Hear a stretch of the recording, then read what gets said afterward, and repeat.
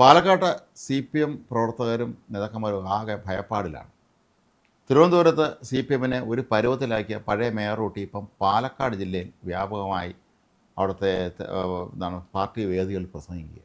ഒരു രക്ഷയില്ലാത്ത പ്രസംഗമാണ്.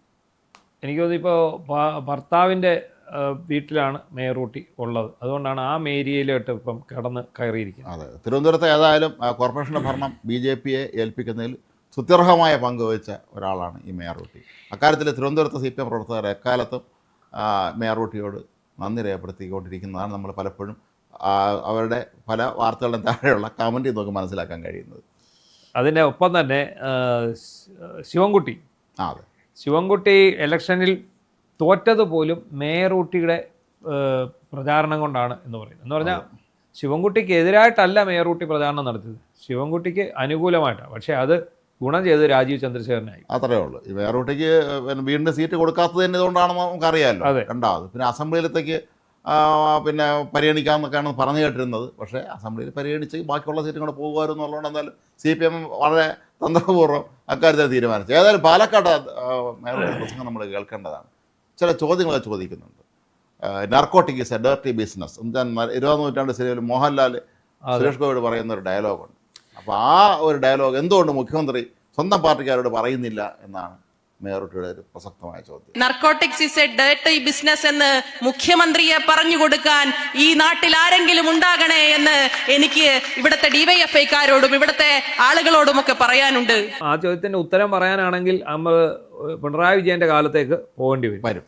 പിണറായി വിജയന്റെ 10 വർഷത്തിന്റെ ഭരണത്തിന് മുൻപ് കേരളത്തിൽ ഇത്രയും മയക്കുമരുന്ന് ശൃംഖല ഉണ്ടായിരുന്നു എന്നുള്ളത് നമ്മൾ ചിന്തിക്കണം.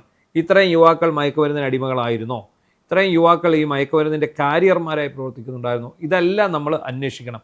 കാരണം ഉമ്മൻചാണ്ടി സർക്കാരിന് ശേഷം വന്ന പിണറായി വിജയൻ സർക്കാരാണ് ഇവിടെ ഈ മയക്കുമരുന്ന് വിപ്ലവത്തിന് വഴിമരുന്നിടുകയും ഇപ്പോഴും അതിന് പ്രോത്സാഹനം നൽകിക്കൊണ്ടിരിക്കുന്നതും CPMന്റെ പോഷക സംഘടനകൾ തന്നെയാണ്. അതെ. അപ്പോൾ അവരുടെ മേയർ റൂട്ടി ആദ്യം ഈ ചോദ്യം ചോദിക്കേണ്ടത് സാക്ഷാൽ പിണറായി വിജയനോടാണ്. അദ്ദേഹത്തോട് ചോദിക്കണം, സഖാവ് ഭരിച്ചിരുന്ന 10 വർഷം ആയിരുന്നല്ലോ ഇവിടെ ഈ നർക്കോട്ടിക് ബിസിനസ്സിൻ്റെ ഏറ്റവും പുഷ്കരകാലമായിരുന്നു. അപ്പം സഖാവിന് അക്കാര്യം അതൊന്ന് നോക്കിക്കൂടായിരുന്നോ എന്ന് ആദ്യം ചോദിക്കണം. അതല്ലാതെ ഭരിക്കാൻ വന്നിട്ട് 3 മാസമായ BD സതീശനോട് അല്ല ചോദിക്കേണ്ടത് ഈ narcotic is A dirty business എന്നുള്ള കാര്യം. മേയർ റൂട്ടി ഉദ്ദേശിച്ചത് BD സതീശൻ്റെ പേര് പറഞ്ഞ് നേരത്തെ ഈ സോഷ്യൽ മീഡിയ ടീമിൻ്റെ നേതാവെന്ന് അവകാശപ്പെട്ടിരുന്ന അയാൾ ഇപ്പോൾ അറസ്റ്റിലായപ്പോൾ അയാൾ പറഞ്ഞ വിശദീകരണം കൊണ്ടായിരിക്കാം. പക്ഷെ എങ്കിൽ പോലും CPMൽ എത്ര നേതാക്കന്മാർ, DYFIൽ എത്ര നേതാക്കന്മാരാണ് പിടികൂടിയിരുന്നത് ഈ കാലത്ത്? ഈ തൂഫാൻ വരുന്നതിന് മുമ്പേ കഴിഞ്ഞ LDF സർക്കാർ എന്ന പോലെ എത്ര പേരെ പിടികൂടിയിട്ടുണ്ട്? ഏറ്റവും കൂടുതൽ ആൾക്കാർ പിടിയിലായത് ഈ LDF സർക്കാരിൻ്റെ കാലത്താണ്. അതായത് അത് CPMൻ്റെ മാത്രമല്ല DYFIയുടെ പിള്ളേരാണ് കൂടുതലും പിടിയിലായിട്ടുള്ളത്. അവർ ഒന്നെങ്കിൽ എന്തെങ്കിലും ഒരു പദവി ഇവർക്കുണ്ടായിരുന്നു. മേഖലാ കമ്മിറ്റി അംഗമോ അല്ലെ മേഖലാ സെക്രട്ടറിയോ, അങ്ങനെ കുറേ പദവികളുള്ള ആൾക്കാർ. കാരണം ഇവർ ശരിക്കും ആരായിരുന്നു എന്ന് ചോദിച്ചാൽ ഇവർ ശരിക്കും ഈ CPM നേതാക്കളുടെ ബിനാമികളാണ്. ഈ ലഹരി കച്ചവടത്തിന് നേതൃത്വം കൊടുത്തുകൊണ്ടിരുന്നത് ഈ വലിയ നേതാക്കന്മാരാണ്. അതിൽ ചില ആശാന്മാർ ഈ വലിയ നിരുപദ്രവകാരിയായിട്ടുള്ള പുകയില ഉൽപ്പന്നങ്ങൾക്കാണ് മുൻഗണന കൊടുത്തിരുന്നത്. ഒരു ലോഡൊക്കെയാണ് നിരോധിക്കപ്പെട്ട പുകയില ഉൽപ്പന്നങ്ങൾ കയറ്റിക്കൊണ്ടുപോയിട്ടുള്ളത് സഹാക്കന്മാർ. അവസരം പോലീസ് പിടിച്ചു കഴിഞ്ഞാൽ പറയുന്നത് ഇത് എൻ്റെ ലോറിയാണ്, എൻ്റെ ലോറി പല സാധനങ്ങളും കൊണ്ടുപോകും, അത് ഏതാണെന്ന് അന്വേഷിക്കാൻ എനിക്ക് സമയമില്ല എന്നുള്ള രീതിയിലാണ് അദ്ദേഹത്തിന് മറുപടി. എൻ്റെ ലോറി വാടകയ്ക്ക് എടുത്തുകൊണ്ട് പോയെന്ന് പറയും. ഇപ്പം പണ്ടത്തെ ഇപ്പോഴത്തെ ഒരു കാര്യമാണ് ഈ പറയുന്ന വാറ്റുകാരെ. ചില ആൾക്കാർ ഈ വനത്തോട് ചേർന്ന് ഈ വാറ്റാൻ പോകും. വാറ്റിയിട്ട് ഇവന്മാർ കോടയൊക്കെ കൊണ്ട് ചിലപ്പോൾ ഇടുന്ന ഏതെങ്കിലും ഒരു വ്യക്തിയുടെ പറമ്പിലോ ആ പറമ്പിനകത്തെ കാട്ടിനകത്തൊക്കെ ആയിരിക്കും. ഈ കോട പിടിച്ച് കഴിയുമ്പോൾ എന്താ സംഭവിക്കുന്നത്? ഇത് ഈ പറമ്പിൻ്റെ ഉടമയ്ക്കെതിരെ കേസ് വരും. അവരത് അറിയുന്നില്ലല്ലോ.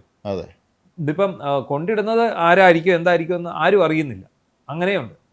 ഈ തിരുവനന്തപുരത്ത് ഇപ്പോൾ കടലിൽ പോയ മത്സ്യത്തൊഴിലാളികളെ കാണാതെ സംഭവത്തിൽ മേയർ റൂട്ടിയിൽ ചില ചോദ്യങ്ങളുണ്ട് മുഖ്യമന്ത്രി. നിങ്ങൾ എന്തുകൊണ്ട് ഇത്രയും വൈകിപ്പോയി? നിങ്ങൾ എന്തുകൊണ്ട് ഇത്രയും താമസിച്ചു? എന്തുകൊണ്ട് നേരത്തെ അവരെ വീടുകളിൽ ചെന്ന് അവരെ ആശ്വസിപ്പിച്ചില്ല എന്നൊക്കെ ചോദിക്കുന്നുണ്ട്. ഇവരുടെ നേതാവായിരുന്ന പിണറായി വിജയൻ ദുരന്തമുണ്ടായപ്പോൾ തിരുവനന്തപുരത്തെ സ്ഥലത്ത് അന്വേഷിക്കാൻ പറ്റിയ ഓടിയ ഓട്ടം നമുക്കറിയാം. ആ ഓട്ടം ഒന്ന് ചെരുപ്പ് വരെ കളഞ്ഞിട്ട് ഓടി ആ കൊടിയെ പിന്നെ നമ്മുടെ കടകംപള്ളിയുടെ കാറിൽ കയറി ഒരു തടി വെപ്പായിരുന്നു അവിടെ. അവര് പങ്കായം പൊക്കി വിജയൻ ഓടി എന്നും പറഞ്ഞായിരുന്നു.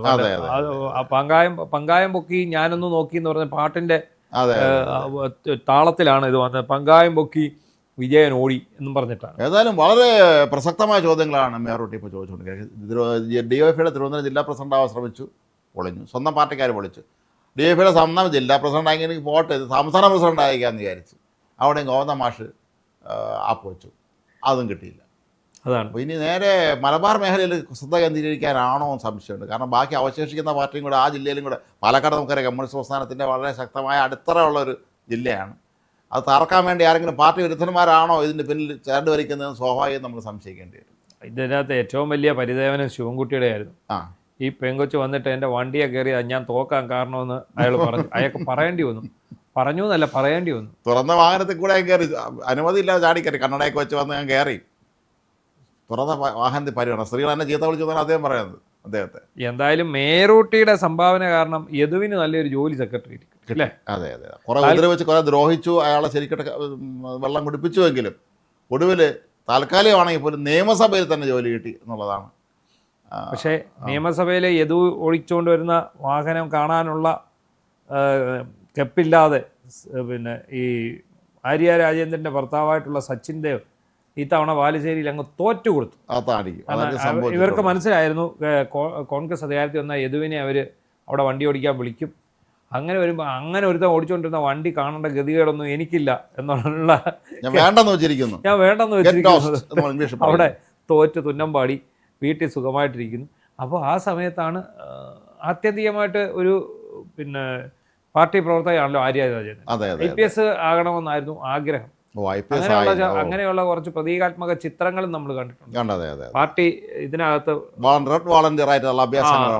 അങ്ങനെയുള്ള ഒരു സംഭവം കണ്ടിട്ടുണ്ട്. എന്നാൽ ഒരു കാര്യം ചെയ്യണം, ഈ പാലക്കാട് എന്ന് പറയുന്നത് ജില്ലയിലെ കമ്മ്യൂണിസ്റ്റ് പ്രസ്ഥാനത്തിന് ആഴത്തിൻ്റെ വേരുകളുണ്ടായിരുന്നു. അവിടെ ഏതാണ്ട് തിരവനാക്കിയിട്ട് കണ്ണൂരിലും കൂടെ കൊണ്ട് അവിടുത്തെ പാർട്ടി ഗ്രാമങ്ങളിൽ കൂടെ അതിൻ്റെ നേതൃത്വം കൂടെ കൊടുത്തു കഴിഞ്ഞാൽ അക്കാര്യത്തിലൊരു തീരുമാനമാകും എന്നുള്ളതാണ് ഇപ്പോൾ പാർട്ടിക്കാർ തന്നെ പറയുന്നത്. ഈ വാർത്ത വന്ന, ഈ മേയറൂട്ടിയുടെ പ്രസംഗം വന്ന ആ വീഡിയോകളൊക്കെ താഴെ വന്ന കമൻറ്റ് കാണാൻ നമുക്ക് മനസ്സിലാവും എന്താണ് ഉദ്ദേശിക്കണം എന്നുള്ളത്. ഏതായാലും അത് സംഗതി ഗംഭീരമാണ്. മറുനാടൻ മലയാളി പൂട്ടിക്കണം എന്ന് പറഞ്ഞുകൊണ്ട് അവിടെ നിന്ന് താക്കോല് ഊരി കൊണ്ടുവരാൻ ആളിനെ അയച്ച ആളാണ്. നേരെ എന്ന് പൂട്ടിയിട്ട് താക്കോലെടുത്ത് താഴെ കാട്ടിലെറിഞ്ഞേര് എന്ന് പറഞ്ഞിട്ടാണ് വിട്ടത്. ഏതായാലും ഇവിടെ വന്ന ഉദ്യോഗസ്ഥന് കാട്ടിലെറിയാൻ പറ്റിയില്ല, പൂട്ടാനും പറ്റിയില്ല. ഇപ്പോൾ മേയറൂട്ടിയുടെ ആഫീസ് പൂട്ടി. മേയറൂട്ടിയുടെ ആഫീസ് മറുനാടൻ മലയാളി ഇപ്പോഴും ഇപ്പോൾ ഇതാ ഇവിടുന്നുണ്ട്. മേയറൂട്ടിയുടെ ഈ അവതാരങ്ങൾ ഞങ്ങളിങ്ങനെ വാഴ്ത്തിക്കൊണ്ട് ഇരിക്കുന്നു. സത്യത്തിൽ സഹതാപം തോന്നുന്നുണ്ട് അല്ലേ? അതെ അതെ അതെ.